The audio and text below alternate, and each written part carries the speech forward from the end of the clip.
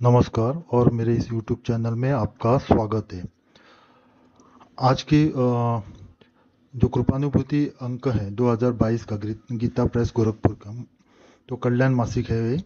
उसकी श्रृंखला में आज श्री मारुति की कृपा से जो जीवन दान मिला, ये सत्य घटना पर आधारित ये कहानी मैं आपको आज सुनाऊंगा। जो जैसे छपा है कृपानुभूति अंक में, वैसे के वैसे मैं कहानी सुनाऊंगा। इस सत्य घटना पर आधारित कहानी है। श्री तुलसी राम जी शर्मा ने भेजी है। ये उनके जीवन में जो घटी हुई सत्य घटना है।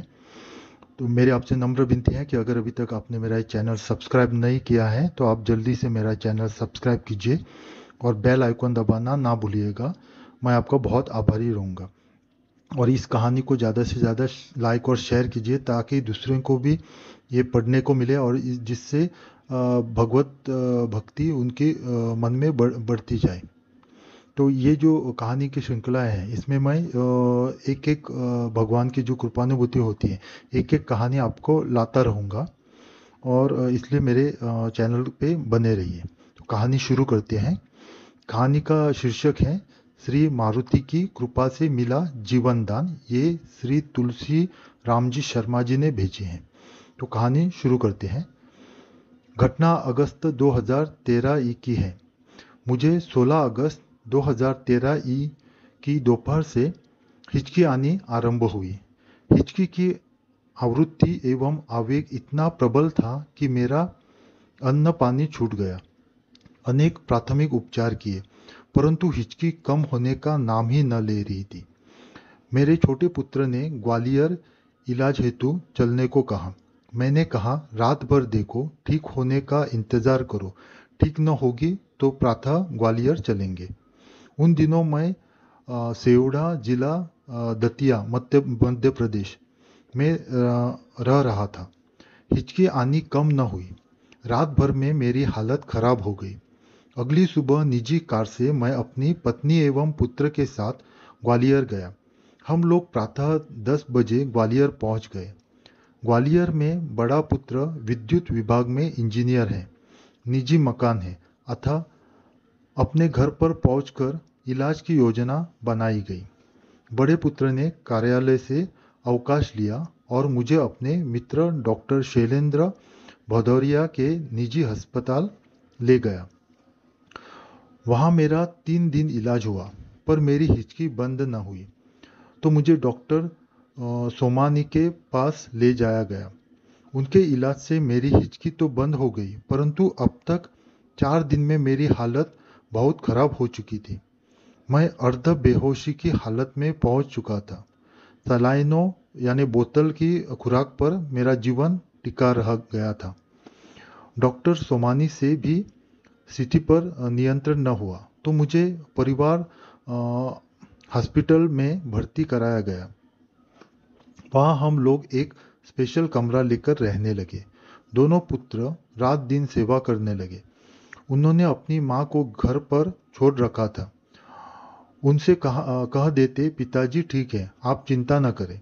डॉक्टर एक एक के बाद एक आते, चेकअप कर कोई नई दवा मांग कर देने लगते परंतु किसी डॉक्टर की समझ में मेरी बीमारी का कारण न आया। कई टेस्ट कराए पर बीमारी उनकी समझ में न आई। मेरी हालत दिन प्रतिदिन बिगड़ती जा रही थी अतः पेशाब की नली एवं थैली लगा दी गई। अब इलाज एक अन्य यूरोथेरेपिस्ट करने लगे। 2-3 दिन बाद परीक्षण कराया और अंत में कह दिया कि इनका यहाँ इलाज नहीं हो सकता, दिल्ली ले जाइए। हमारे दामाद डॉक्टर अशोक बोहरे जो स्वयं डॉक्टर हैं, उन्होंने कहा कि ये दिल्ली ले जाने की स्थिति में नहीं है। जो दवाएं दिल्ली में हैं वे ही यहाँ उपलब्ध हैं। आप इलाज करिए। वहाँ अस्पताल में मुझे घुटन होने लगी अतः मैंने पुत्रों से आग्रह किया मुझे घर ले चलो, रोज चेकअप कराने ले आया करो। मैं ग्वालियर घर आ गया। प्रतिदिन डॉक्टर के पास ले जाया जाता। 3-4 दिन बाद डॉक्टर ने कह दिया कि अब ये ठीक नहीं होंगे, 2-4 दिन के मेहमान हैं। घर ले जाओ और सेवा करो। सभी इलाज बंद कर दिए गए। निरुपाय होकर मैं अपने घर पर आ गया। मेरे दोनों पुत्र मेरी ही तरह श्री मारुति पर अगाध विश्वास एवं श्रद्धा रखते हैं। वे नियमित हनुमान चालीसा का पाठ करते हैं और हनुमान मंदिर जाते हैं। छोटे पुत्र के मन में आया तो वह श्री हनुमान जी के मंदिर में जाकर कुछ याचना कर आया। ये बात केवल दोनों पुत्रों और मेरी पुत्री के बीच थी। मुझे एवं मेरी पत्नी को कुछ नहीं बताया गया। मैं धीरे धीरे बिना इलाज के ठीक होने लगा। दिन में 2 बार फलाहार एवं शाम को दाल दलिया दिया जाने लगा। पेशाब की नली एवं थैली हटा दी गई। बड़ा पुत्र या छोटा पुत्र प्रातः मुझे सहारे से ले जाकर शौच एवं पेशाब कराते। यह सुविधा कमरे में ही संलग्न थी। धीरे धीरे मैं दीवार के सहारे लैट्रिन पेशाब के लिए जाने लगा। अब मेरे स्नान कराने की प्रक्रिया प्रारंभ हो गई। 4 दिन बाद मैंने कहा, तुम पानी रख दिया करो, मैं नहाने का कार्य स्वयं करूँगा। मैंने बड़े पुत्र को कार्यालय संभालने को कह दिया। छोटा भी सेवड़ा आ जाता और 2-4 दिन में पुनः ग्वालियर पहुंच जाता। मेरे दामाद एवं पुत्री प्रतिदिन मुझे देखने आया करते।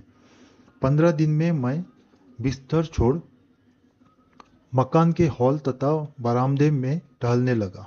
अब मैंने बड़े पुत्र से कहा, मुझे सेवड़ा जाने दो और तुम अपने छोटे पुत्र की परीक्षा की तैयारी कराओ। बड़ा पुत्र मुझे और रोककर स्वस्थ लाभ का आग्रह कर रहा था, पर मैंने समझाया मैं अब ठीक हूँ, कुछ दिन सेवड़ा रहकर पुनः आ जाऊंगा। वह राजी हुआ और मैं सेवड़ा आ गया। अब छोटा पुत्र मेरी सेवा करता रहता। मेरी पत्नी एवं पुत्रवधू मेरा पूरा ध्यान रखती थी। छोटा पुत्र एवं पुत्रवधू दोनों धार्मिक आयोजन करते रहे। मुझे एवं मेरी पत्नी को अब उन्होंने अपनी योजना बताई। मैंने भी अपनी सहमति दे दी। अब मैं बिल्कुल ठीक हो गया हूँ। डॉक्टर द्वारा मेरे जीवित बचने की आशा छोड़ देने और फिर बिना इलाज मेरा ठीक हो जाना किसी दैवी कृपा का स्पष्ट संकेत कर रहा था। बाद में मेरे पुत्रों द्वारा मुझे बताया गया कि श्री मारुति की कृपा है कि आपको जीवनदान मिला है। मैं स्वयं उन पर पूरा विश्वास रखता हूँ। मुझे कई संकटों से श्री हनुमान जी ने उबारा है, परंतु मैंने अपने लिए जीवनदान की स्वयं प्रार्थना नहीं की थी, क्योंकि मैं विश्वास करता हूँ कि इष्ट देव सदैव अपने आश्रित की रक्षा करते हैं, ध्यान रखते हैं। उन्हें ध्यान दिलाने की आवश्यकता नहीं होती। वे तो हृदय की बात बिना बताए ही जानते हैं। वे बड़े दयालु हैं। श्री मारुति को शत शत नमन। ये कहानी उन्होंने अपनी जीवन की सुनाई है। बड़ी रोचक और प्रेरणादायक है। आप भी इस कहानी को सुनिए और दूसरों को भी सुनाइए। मेरी आपसे नम्र विनती है कि अगर अभी तक आपने मेरा ये चैनल सब्सक्राइब नहीं किया है तो आप जल्दी से मेरा चैनल सब्सक्राइब कीजिए और बेल आइकॉन दबाना ना भूलिएगा। मैं आपका बहुत आभारी रहूँगा। आपका कल्याण हो। ओम नमः शिवाय।